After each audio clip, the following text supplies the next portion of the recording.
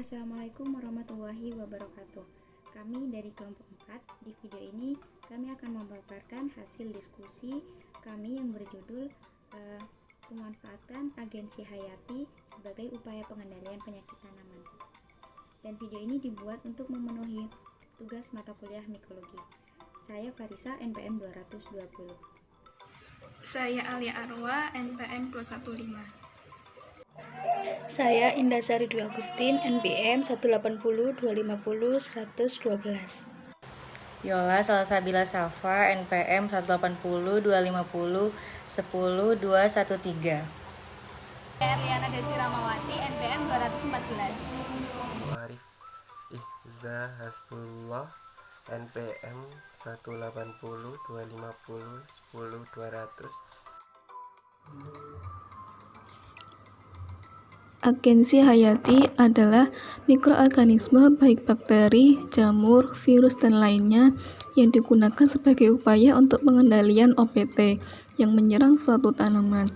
Agensi hayati tidak hanya berasal dari mikroorganisme, tetapi juga dapat berasal dari hasil rekayasa genetika.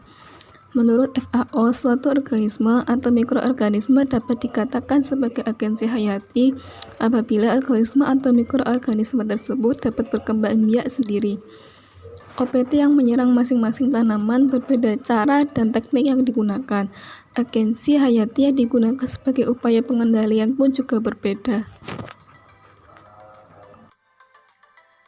Agensi hayati pertama yang digunakan yaitu jamur Trichoderma sp sebagai pengendalian layu fusarium pada bawang merah.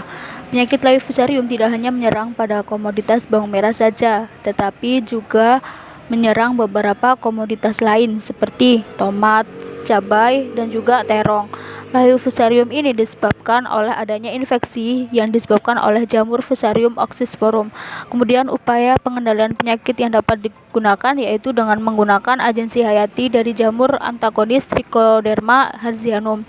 Hasil penelitian dari sebuah jurnal menunjukkan bahwa secara umum perlakuan antagonis dari jamur Trichoderma hertzianum ini mampu menurunkan intensitas penyakit layu fusarium pada tanaman bawang merah, sehingga produktivitas tanaman bawang merah bisa tetap terjaga dari serangan atau infeksi penyakit layu fusarium yang disebabkan oleh Fusarium oxysporum.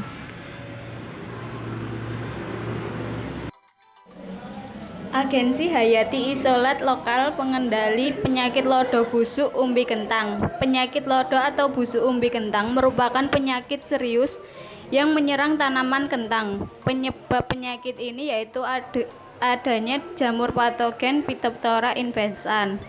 Berdasarkan uji antagonis yang dilakukan secara in vitro, dapat diketahui bahwa terdapat 3 isolat jamur yang bersifat antagonis terhadap jamur Phytophthora infestans, yaitu yang pertama, jamur Trichoderma sp memiliki mekanisme penghambatan secara hiperparasit, di mana koloni jamur antagonis menutupi hampir seluruh bagian dari jamur patogen.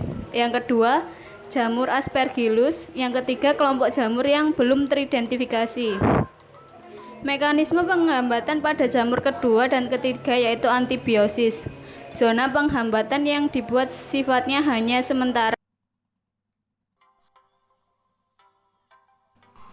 Agen hayati Fusarium sp non-patogen pengendalian penyakit rebak kecambah pada tanaman terong. Penyakit rebak kecambah merupakan penyakit tular tanah yang disebabkan oleh jamur Rhizoctonia solani. Pemberian perlakuan Fusarium non-patogen ini memberikan efek positif dalam pengendalian penyakit rebak kecambah pada tanaman terong. Proses pengaplikasiannya lebih baik dilakukan pada saat proses pembibitan pada tanaman terong. D. Agensi hayati jamur endofit asal cabai guna pengendalian layu fusarium pada tanaman cabai. Penyakit layu fusarium pada tanaman cabai disebabkan oleh jamur Fusarium oxysporum.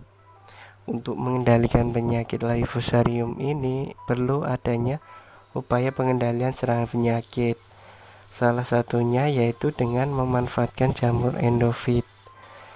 Untuk jamur endofit itu sendiri yaitu jamur yang terdapat pada jaringan tanaman seperti batang, daun, akar, dan lain-lain. Berdasarkan hasil penelitian dari sebuah jurnal menyatakan bahwa pengaplikasian jamur endofit menyebabkan hifa dari Fusarium oxysporum ini menjadi hancur dan terpotong-potong, serta warna hifanya juga mengalami perubahan, yaitu menjadi bening, jernih, dan kosong. Sekian presentasi dari kelompok kami. Apabila ada kesalahan dan juga kekurangan, kami mohon maaf. Wassalamualaikum warahmatullahi wabarakatuh.